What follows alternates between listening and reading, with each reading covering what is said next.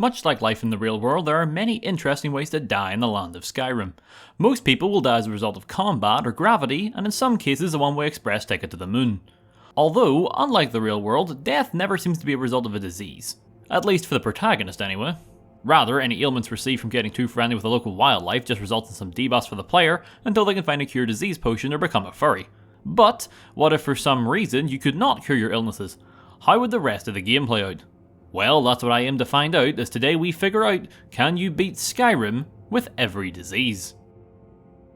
As mentioned, I'll basically be playing through the game with a bunch of status debuffs that will probably determine how I build my character.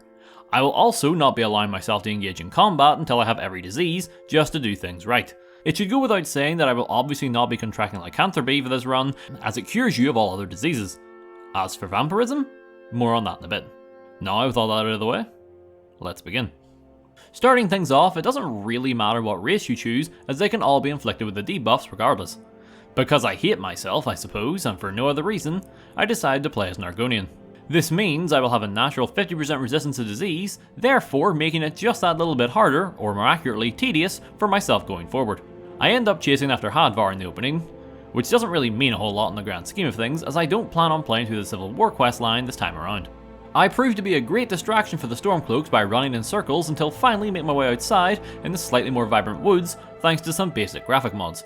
For whatever reason, I also imposed another restraint on myself at this point, and that was that I wasn't allowed to use standing stones either. I don't really have a strong reason as for why I decided on this, other than the fact that I didn't like the idea of being able to use them to offset the debuffs of certain diseases. Making a quick pit stop in Riverwood, I sell all the random gear I looted around Helgen, and then cross the bridge outside of town so I may come face to face with some nearby wolves that would hopefully inflict me with Rockjoint. The 50% resistance really began to work its magic here, as no matter how many times the poor wolf attacked me, I never managed to contract the illness. After exhausting my healing options and still no debuffs, I decided to rethink my strategy. Trying to find all of the creatures necessary to get all the diseases would just take far too long, plus to get rattles I would need to come into contact with a Chorus, and at my current level, that being 1, I would most definitely be one-shot and therefore had no chance of contracting it. On to plan B then, I used the money that I got from Alvor to take the cart to Riften, and from there ventured northwest until I came upon the Redwater Den. While it may look just like your ordinary burnt down cabin in the woods, it is in fact a secret drug den.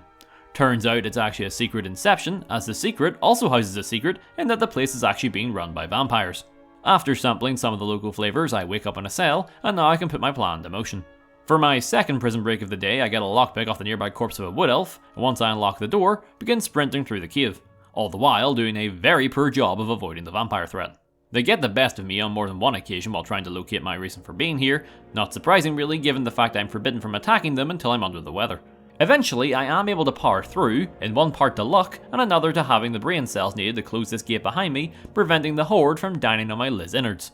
For those of you who don't know, at the end of this cave is the blood spring, which, if you're a vampire, can bestow some buffs to your character. If you are not a vampire, however, and decide to partake in the drinking of the forbidden soup, you will find yourself immediately inflicted with every single disease in the game.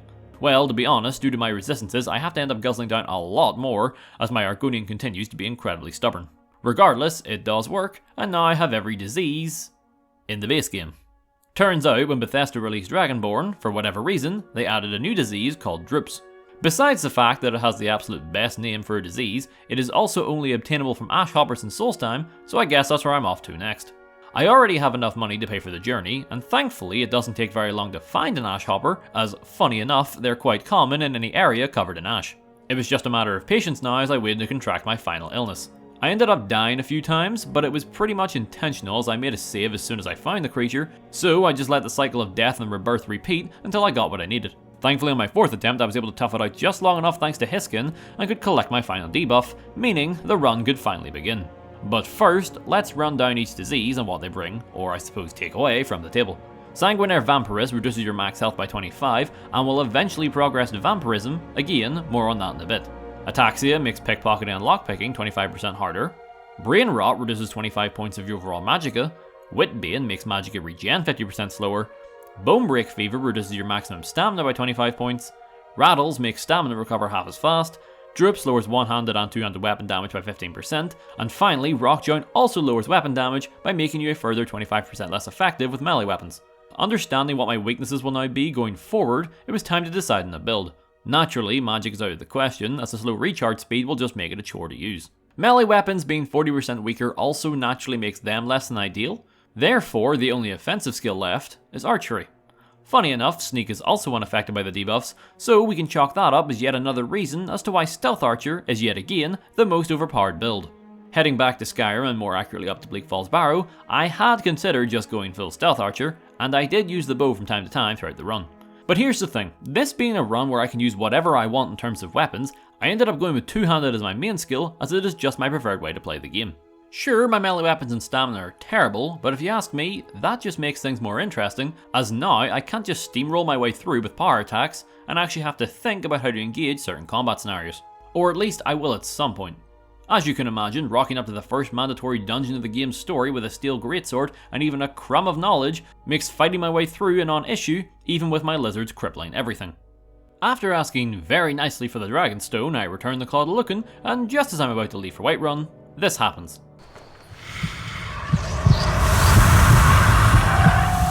Okay, so much like when you become a werewolf, becoming a full vampire will cure you of all diseases, except drips for some reason. This presents me with two options. One, I either fail the run right here and play through the rest of the game with every disease but Sanguinaire Vampirus, or, right before I turn into a vampire, I cure my diseases and then immediately reapply them right after and then rinse and repeat. Well, I do enjoy making things more tedious than they have any right to be, so I went for option 2. Thankfully, curing diseases is incredibly easy as it just requires a potion or any of the many shrines throughout the world. As soon as I do though, I head back, drink the red goo, and travel back to Solstein to have the Ashhoppers kick the crap out of my ankles again until they're sad and droopy. The trips back and forward from here to the mainland are already starting to give me flashbacks of the Fallout 3 toy knife video. Next up, I should really go and kill the dragon for the Jarl, but instead I began working through the companion's questline. As I said, I can't become a werewolf, and don't worry, I'm still not going to, but rather I am working with them up until the very first quest where you encounter the Silverhand, as I want one of their two-handed silver swords. Why? Simple. You fight a decent amount of Draugr in Skyrim's main quest due to the dungeon diving, and seeing how my base damage is less than stellar, I figured it couldn't hurt to make use of the bonus damage silver weapons do to undead creatures.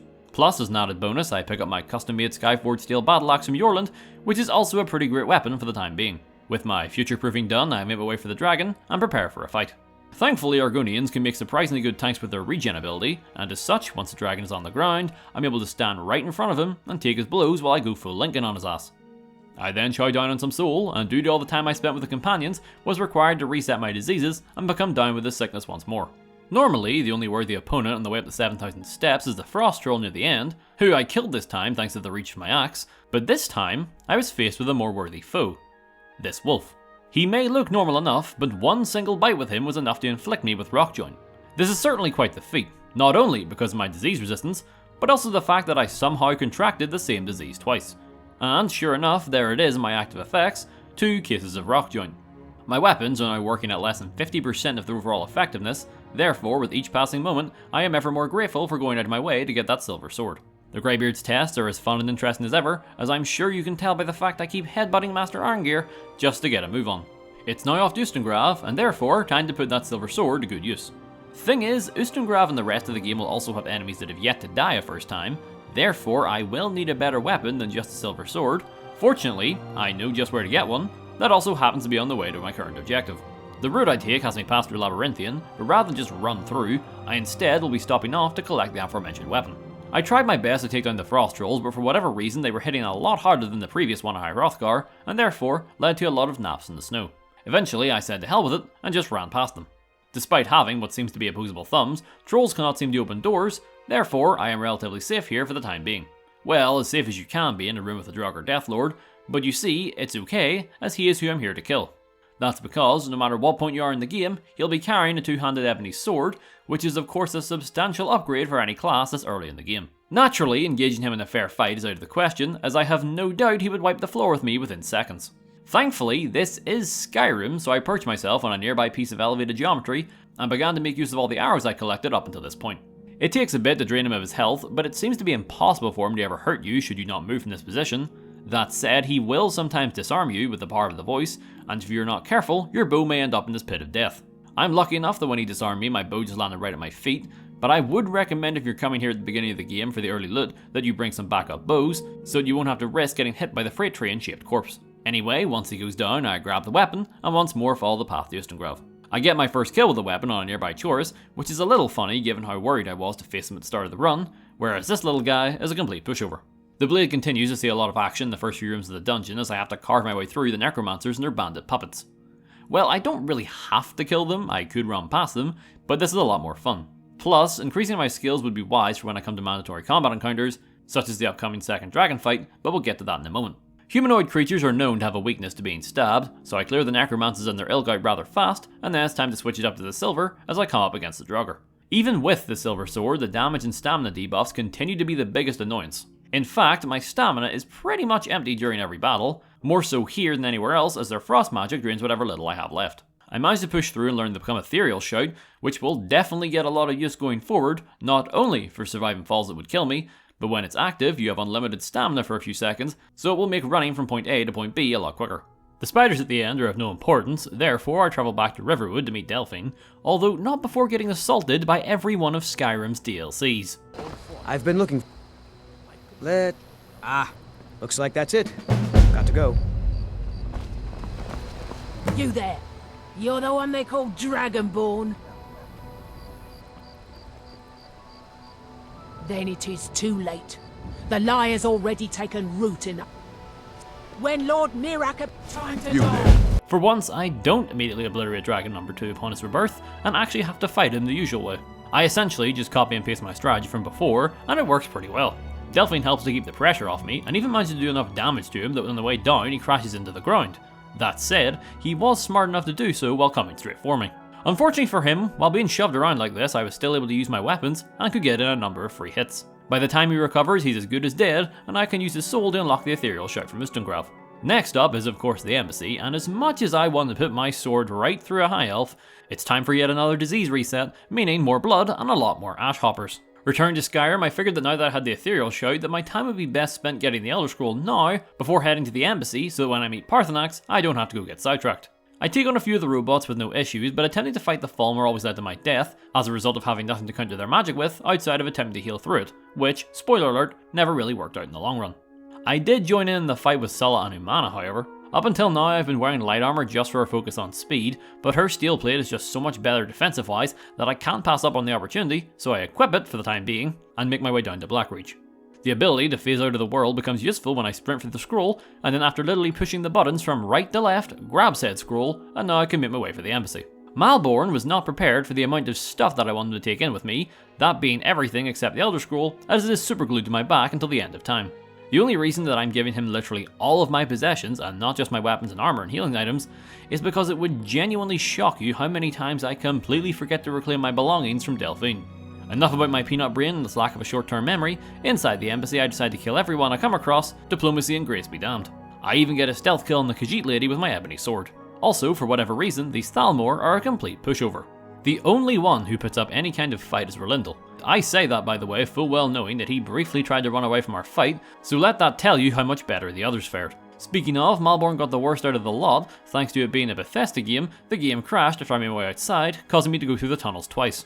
The first time, Malborn was killed by the Frost Troll, whereas the second time he was able to make it out alive. So, not wanting to create some sort of horrible time paradox, I did the right thing and murdered him, and then hid his body in some nearby shrubbery. It was now into the sewers to find Esbern, but once again it was high time for a refreshing glass of diseased blood, followed up by angry grasshoppers.